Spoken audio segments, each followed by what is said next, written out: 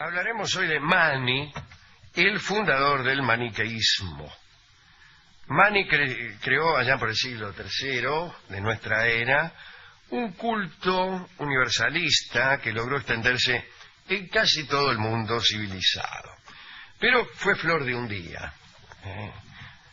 Duró poco. Para algunas personas, Mani fue un sucesor de Cristo, se lo consideraba continuador de Buda. Como sucede siempre, cada vez que uno se postula como Mesías, es inevitable que sea sucesor de Cristo o continuador de Buda. Nació en el año 216 Mani, en la comunidad rural de Narkuti, al sur de Babilonia, o al sur de lo que era Babilonia en un tiempo. Esto en la orilla izquierda del Tigris, es decir, muy cerca de la actual Bagdad, la capital de Irak de larga fama. En esa época Narkuti constituía un distrito de la provincia de Azuristán que dependía del imperio de los partos. Los partos, aquellos niatos que solían cobrar peaje a las caravanas, y estaban en el nudo mismo del mundo civilizado, en la zanja, podríamos decir, que dividía el oriente de occidente. Esos eran los partos.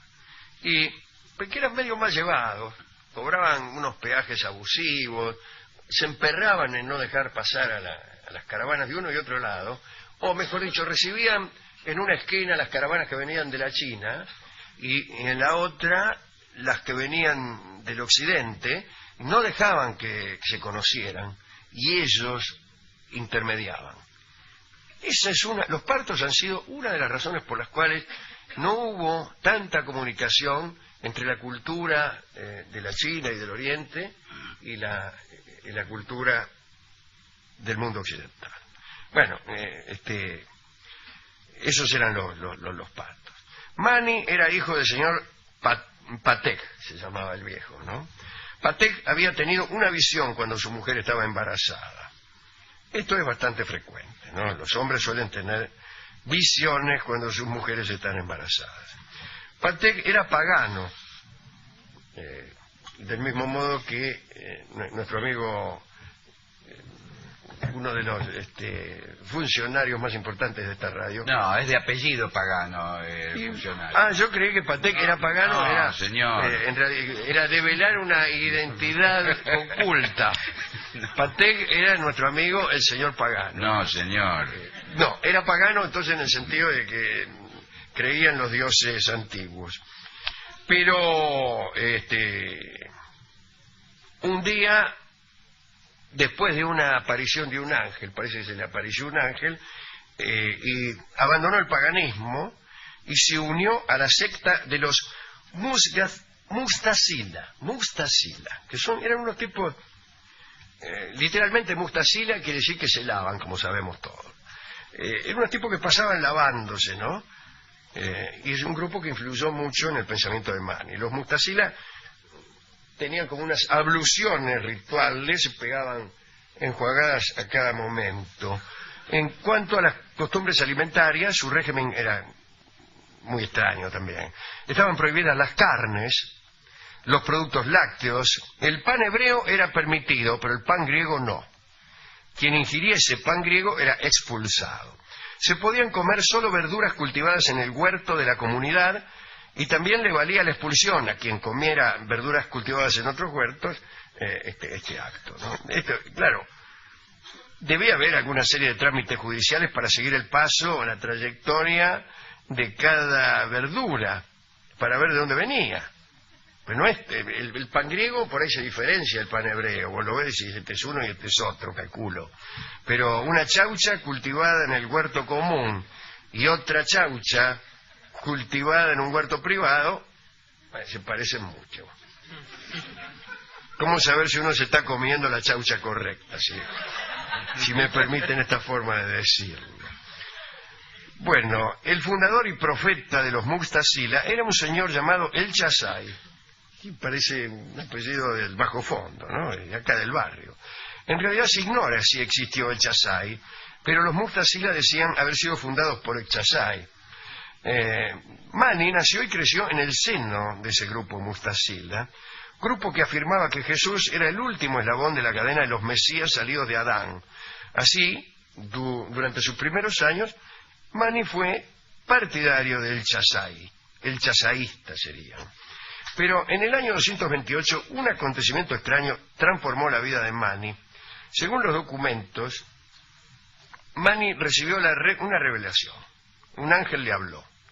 ¿Qué documento? Según los documentos de Mani. ¿Qué documento? Está hablando de documentos en el año 228, allá donde Judas perdió el poncho. ¿Qué documento? Sería una fotocopia de algo. Claro, sí, con la firma del ángel. Certifico que me le aparecí. Firmado el ángel. Bueno, según lo que se dice, Mani recibió la visita de un ángel y el ángel le habló. Pero Mani decidió no contarle a nadie. Se hizo el Vicenzo y creció, dejando que maduraran dentro de sí los secretos que el ángel le había transmitido. Dedicarse a la maduración de secretos es una tarea un poco extraña, pero ¿qué sirve? ¿En qué deviene un secreto maduro? Un secreto maduro, lo interesante es hacerlo florecer al secreto, me parece, más que madurar, ¿no? O fructificar en otros secretos, en secretitos, que van extendiendo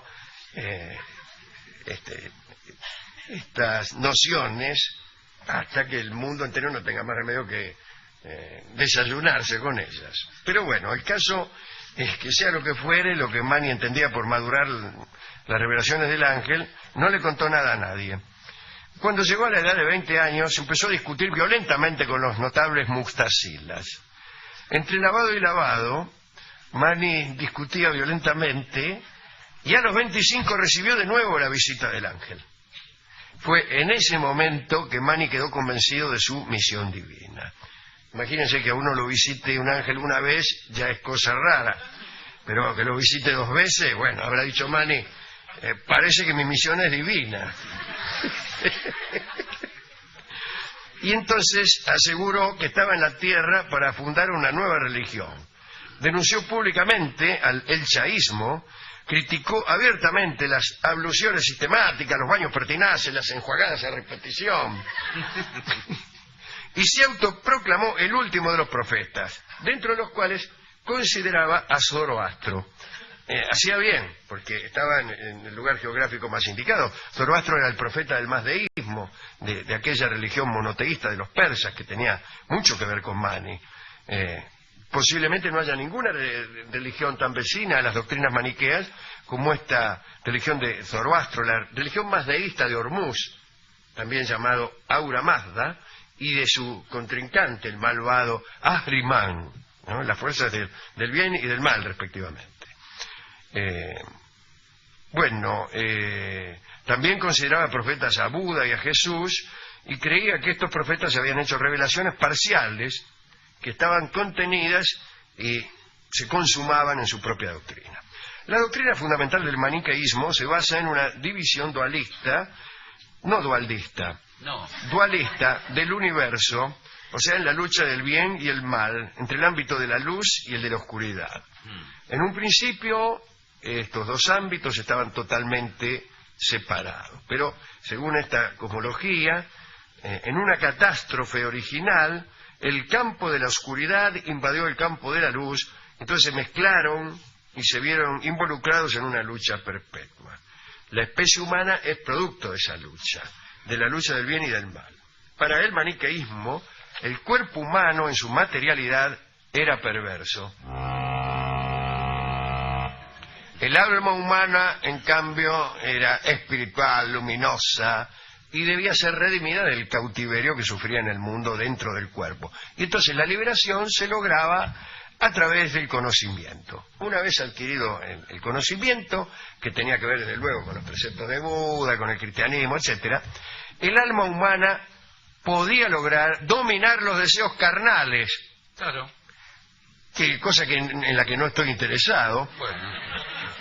Que solo servían, decía Mani, para perpetuar aquel encarcelamiento. Como se ve, hay desde luego un fondo muy edificante en las doctrinas de Mani. Los maniqueos estaban divididos en 2 clases, como corresponde a su naturaleza, Claro. pero en este caso de acuerdo a su grado de perfección espiritual. Los llamados elegidos Practicaban un celibato estricto y eran vegetarianos, o sea que de carne ni hablar. No bebían vino, no trabajaban, mira vos, se dedicaban solamente a la oración. De este modo se aseguraban su ascensión al campo de la luz. El segundo grupo, más numeroso, era el de los oyentes. El de los oyentes de este programa. Se llamaban así aquellos a quienes estaba permitido casarse, aunque se les prohibía tener hijos. Repito, como los cátaros, esta secta estaba condenada más que a su engrandecimiento, a su aniquilación. Sí, no. Porque si no se reproducían, en algún momento iban a aniquilarse. Además, en una comunidad donde se prohíbe estrictamente tener hijos, debían ser muy frecuentes los infanticidios, lamento decirlo. Personas que mataban a las criaturas para evitar ser descubiertas. De ese modo evitaban ir al infierno, imagínense. Así que, bueno. También estos oyentes, los que acabo de nombrar, que podían casarse pero no tener hijos, practicaban ayunos semanales, etc. Con el tiempo, decía Mani, se conseguiría rescatar a todos los fragmentos de aquella luminosidad dispersa, de aquella luminosidad diluida en la oscuridad. Y entonces el mundo se destruiría, pero después de eso, la luz y la oscuridad volverían a estar separadas para siempre, sin que se vea cuál sería la ventaja. Bueno. Alrededor del año 240, Mani comenzó a predicar su palabra en todos los rincones del mundo conocido, que no era tan grande como el de hoy. Pronto se transformó en un personaje temible. Ya sabía yo que se iba a poner. ¿Por qué? Y su secta estaba perfectamente estructurada. Él parece que era muy seductor. Mandó misioneros al Imperio Romano para que se conociera allí su prédica. Su primer viaje importante lo hizo desde cerca de la desembocadura del río Tab y recorrió el Golfo Pérsico, navegó hasta el delta del río Indo, allá dando vuelta a la península del Indostán. No, sin dar vuelta, antes de dar la vuelta. El Indo está primero. El que está del otro lado es el Ganges. Bien. Estuvo ahí en la India, qué sé yo, trató de convertir a algunos reyes. Llegó, por ejemplo, al reino de Turán. Y el rey de Turán no se quería convencer. Resultaba un poco impermeable a los razonamientos, a los silogismos y a la prédica. Mani resolvió pegar un pequeño vuelo. ¿Y quién no se convence después de ver a Mani volando por los aires? ¿El vuelo? Voló. Y aquí lo dicen. No los documentos, pero lo dicen. Bueno, y se marchó de la India a pie, allá por el año 242, y dejó allí la primera comunidad maniquea fuera de los límites de su tierra natal. Durante el regreso conoció al cuñado del rey Sapor, que reinaba allá en la zona de Babilonia. Babilonia ya había sido destruida, pero no importa.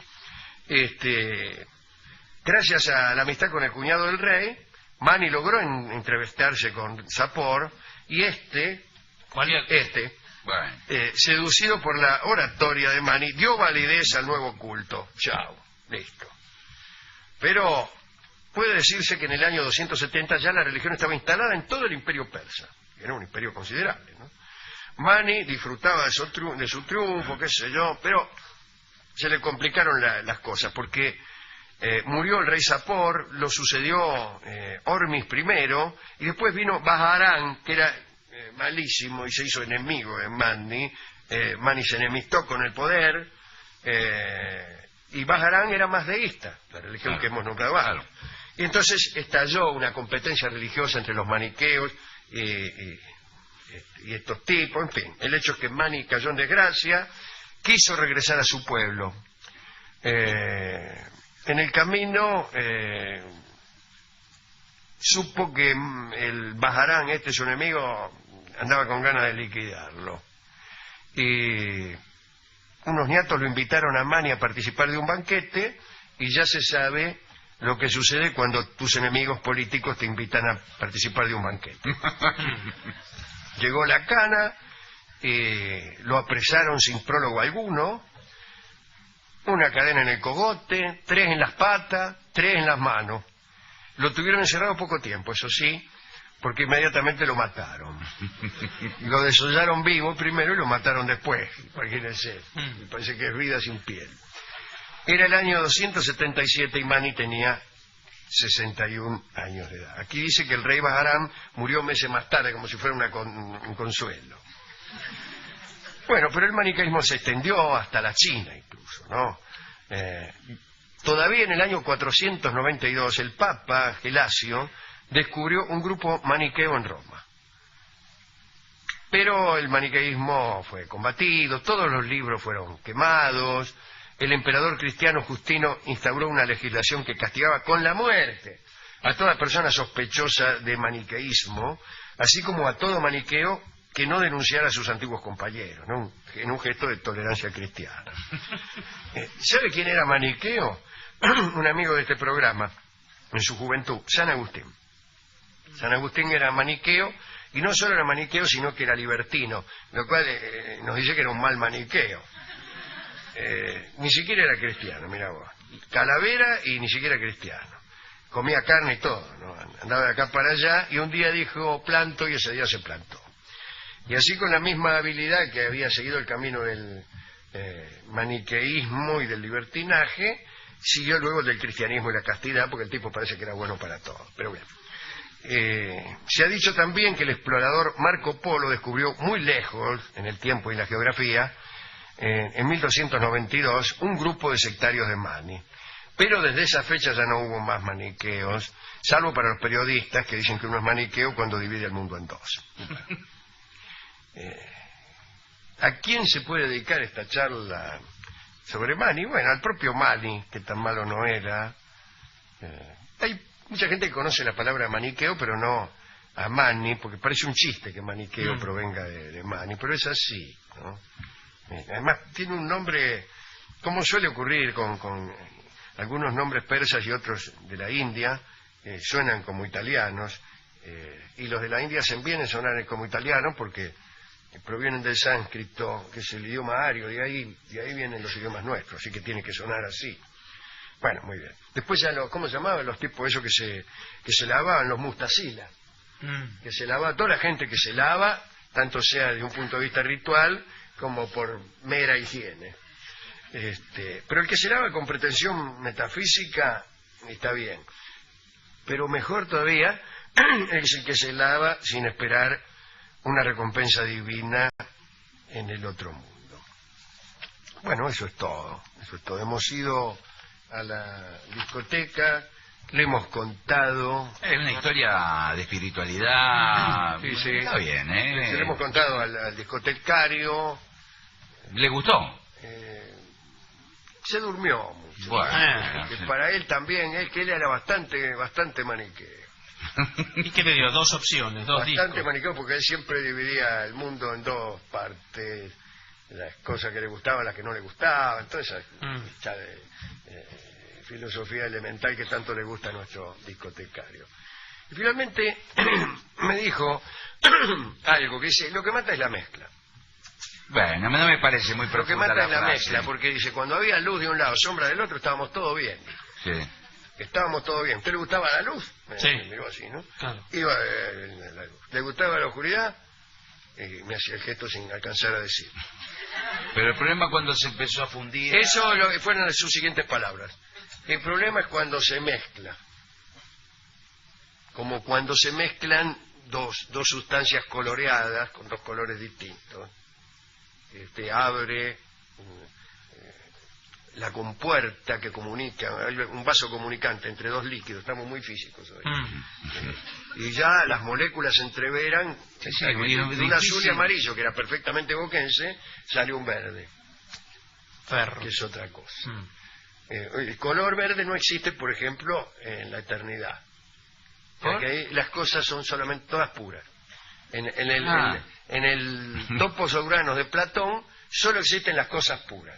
donde de lo que se puede deducir que el verde no existe, que el verde es una mezcla, y donde puede deducirse también que aquel mundo platónico que tanto parece añoramos es mucho más pobre que este. Claro. Es todo hidrógeno allí. Es menos complejo, ¿no? Sí, claro, porque es menos complejo. Ese es el asunto. Y el universo ideal que proclamaba Manny también era menos complejo. Todo luz, todo sombra. ¿Cuál es la gracia del arte? La penumbra. La penumbra, las mezclas, los claroscuros. Eso es, el fluir. El fluir. Si está detenido la luz, si está detenida la sombra, el bien y el mal, llamémosle. Si no fluye el uno hacia el otro, el mundo termina y se aniquila. Bueno, muy bien. Me dio un disco que se llama Mala Junta. Ah, por el tema de la claro, mezcla. Que la mezcla siempre es una mala cosa, ¿no? En la orquesta divertida orquesta de Julio De Caro.